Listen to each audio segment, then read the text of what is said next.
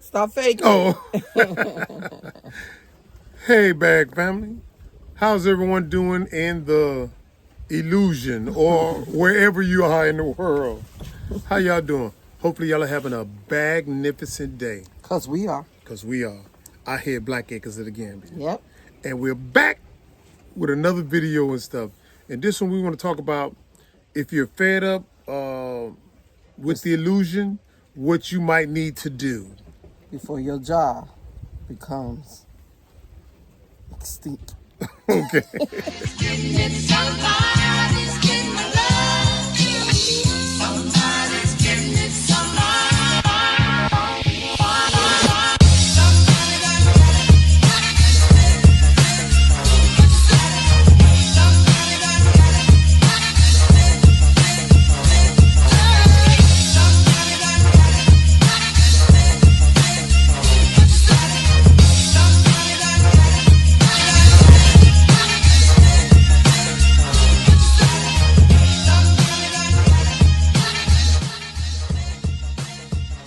We're back, guys. Yep. All right, guys. On the serious on a side. serious note, a lot of things that are going on around the world, not just in the illusion and stuff, but the Matrix, period. You know what I'm saying? See some of the stuff and we just come to the illusion. I mean, just come to the realization like, in the heck? What is that? Oh, okay. A dog? No, they're dropping the bags over there and stuff. I'm thinking like, what are those white things? See the bags? They're dropping the bags. Okay, anyway. Rick losing it. No, got distracted because, you know. Anyway, yeah. What was I talking about? I don't know. Okay, anyway, yeah. You said the job, illusion. Yeah, the illusion, yeah, guys. We're watching a lot of things that's going on in illusion, and I don't see how you guys I don't want to say sustaining yourself, but I mean, what's your reaction to it and stuff? You know what I'm saying? But we watched the video and it's like, can't believe that's going on and the people accepting that. Yes. You know what I'm saying? Where's the revolutionary spirit? You know what I'm saying?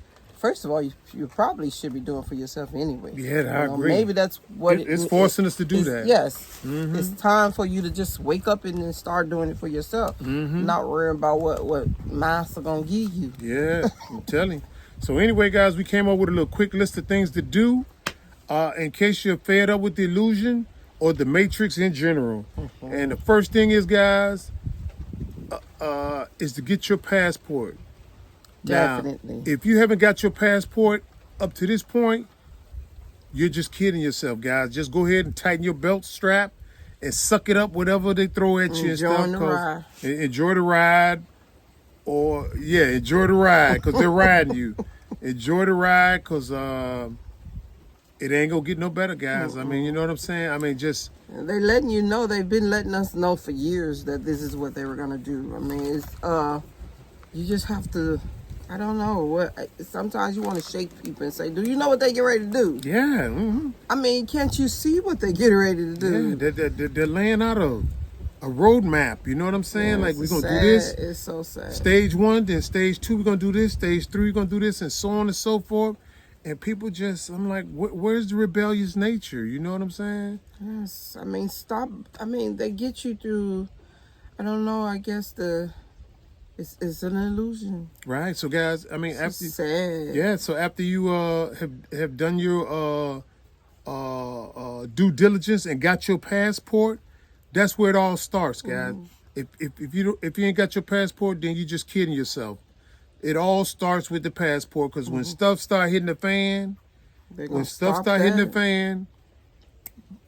boom, you can bounce up out of there just like that. And you know what I'm saying? Just go anywhere where you can away from all that mess. And so it doesn't necessarily have to be here. No, it don't have to be here. Just get that passport. You know what I'm saying? Go somewhere and think. So hopefully, somebody that's watching this video is going to move that much closer to getting their passport if they haven't already done so. But others just going to look at this video as a form of entertainment. You know what I'm saying? Or just bag at it again. You know what I'm saying? You're the ones that are going to suffer in the end because you didn't take heed to us and others saying, get your passport. Yeah. Get your passport. So that's where it always starts, guys.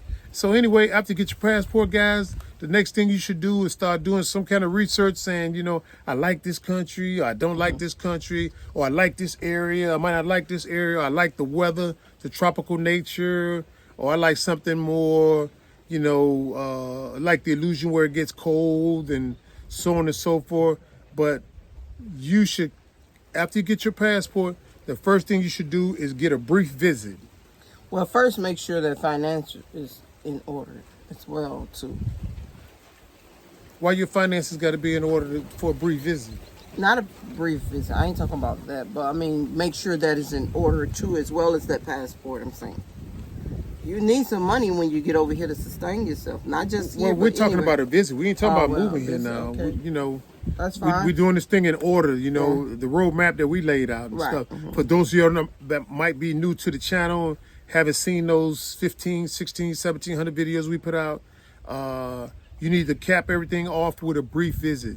Now, the reason why I say you need a brief visit, and I take my hat off to the ones that are coming over here without the brief visit, hey, you know, you're bold. Much bolder than I am. Yeah. You know what I'm saying? I at least had to come over here for a visit and check it out. You know what I'm saying? Right. I mean, it's a little different now because we kind of basically tell you 95% of what's going on in the Gambia. So all you got to do is watch our videos. 95% of the, what's going on in the Gambia, you should already know. And so capping it off with a trip would reinforce what we say. Or you could say, I see how Bag family handled it. Let me see how I can handle it and stuff. Right. So anyway, go on a brief visit to wherever you want to go, whether it's Africa, Central America, wherever the case may be and stuff.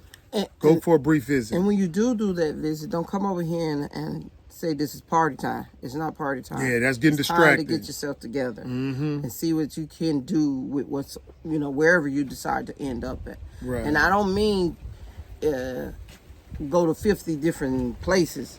You got to figure out at least 3 to 5 is okay.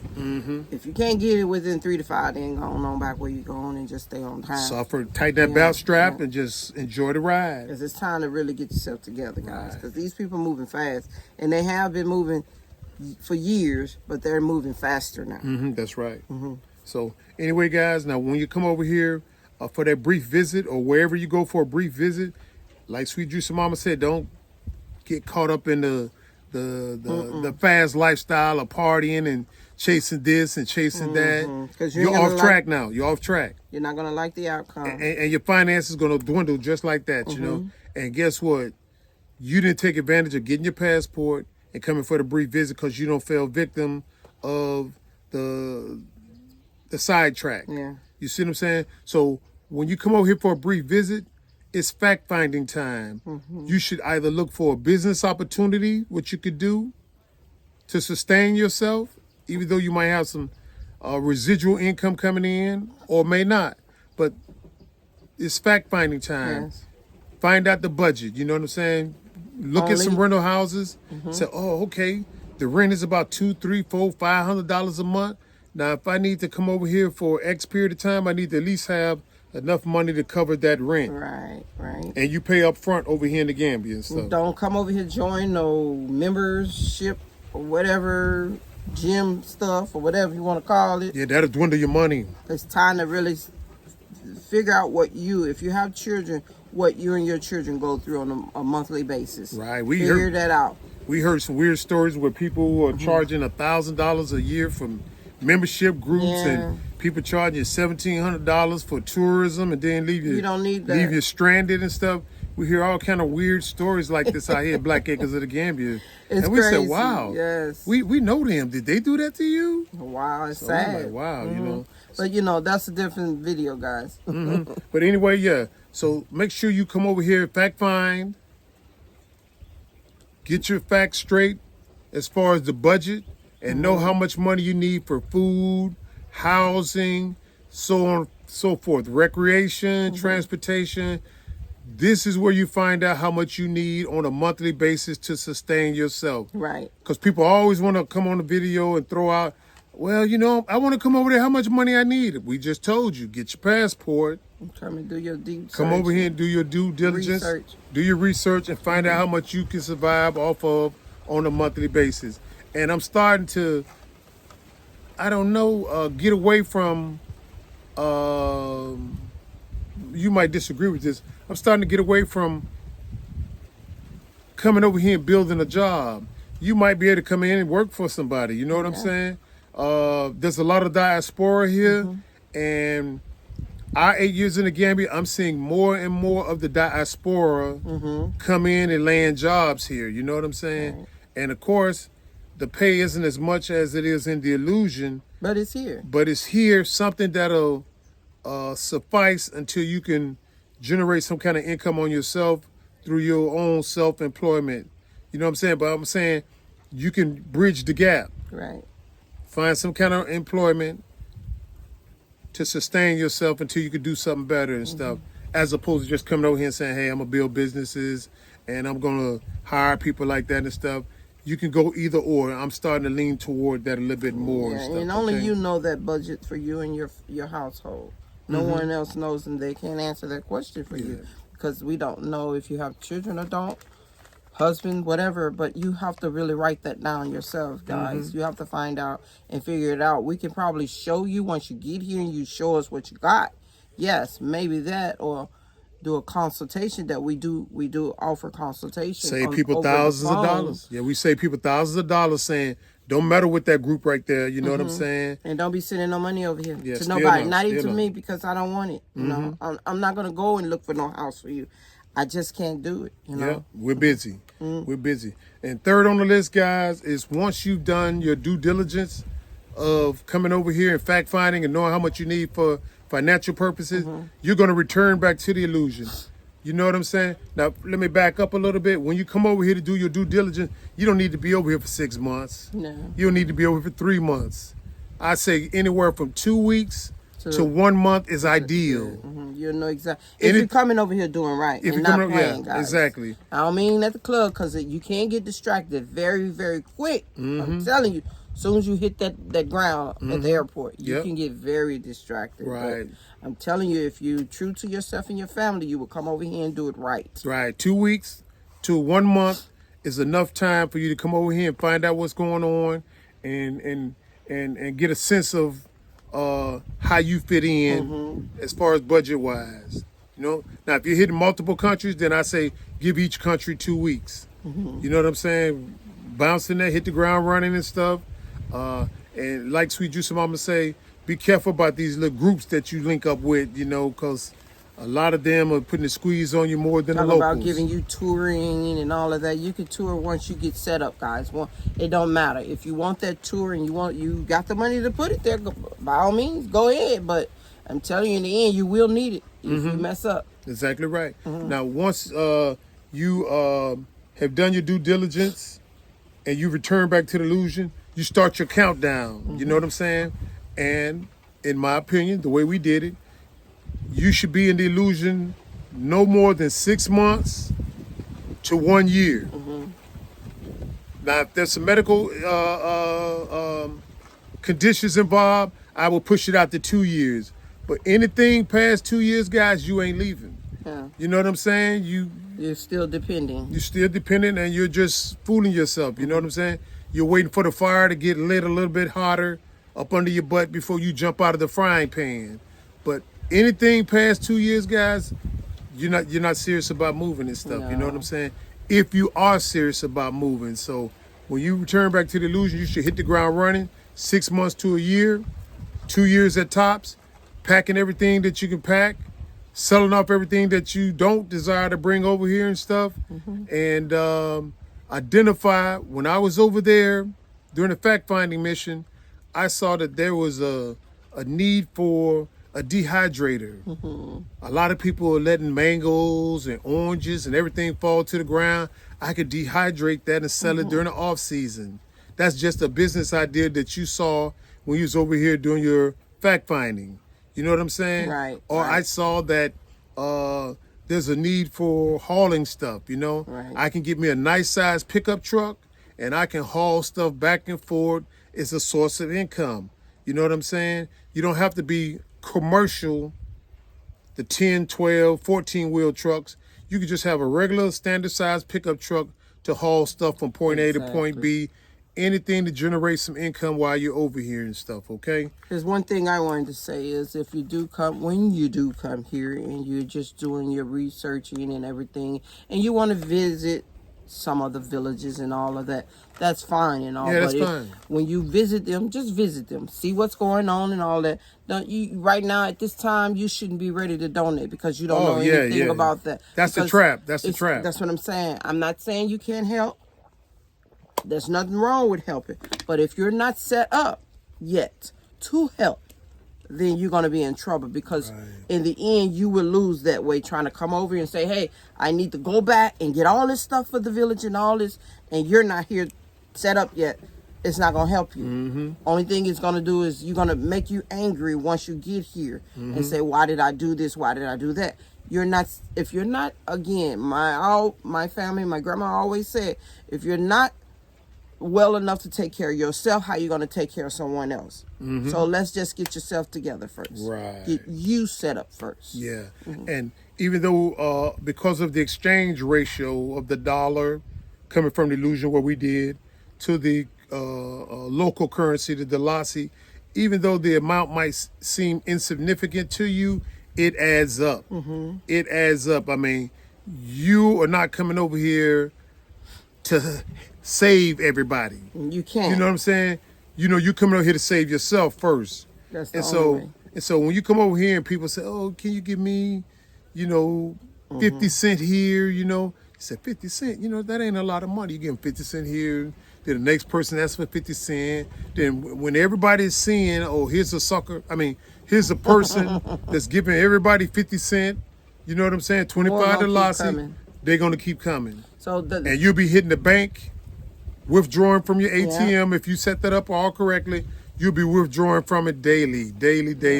And now you're wondering, man, I'm not set up. Yeah. You know what I'm saying? So don't come over here doing that yet. Come over here with the idea of getting yourself grounded first.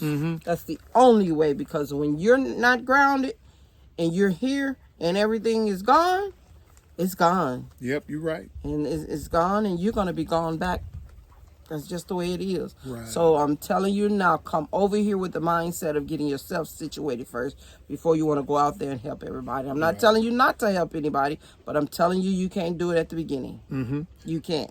And step 5, guys, now once you do make it back, you know what I'm saying? Within that 6 months, 1 year, 2 years at the tops, once you make it back, you have to realize that starting over isn't the end of the game. No.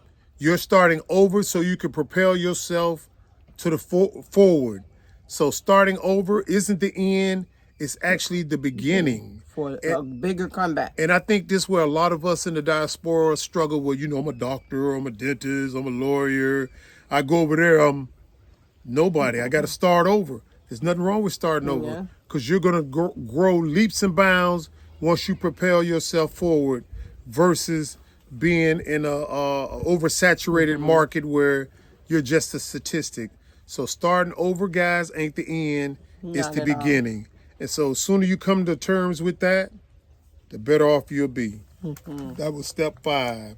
And step 6, guys, and Sweet Juicy Mama alluded to this, you got to plug into some kind of network, guys. Yes, you're going to have to. Something of like-minded individuals. Now, when somebody come to you talking about some, it costs you $1,000 or $2,000 to join our network, right there, there's going to be a lump or something in your gut that says, that don't sound right. Just look at what they're doing. I could use that $1,000 or $2,000 to feed myself or pay on the rent or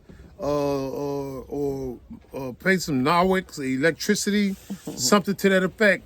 With that money could be better spent other places and stuff. Now, I'm not saying networks or groups or memberships shouldn't charge for their fees, but there's a difference between helping someone just coming in and taking advantage.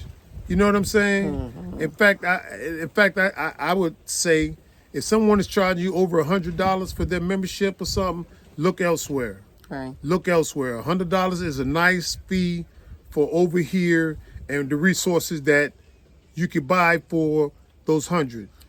Now, a lot of people like to say, well, I know this person, a doctor, or excuse me, I know a painter, or I know a plumber.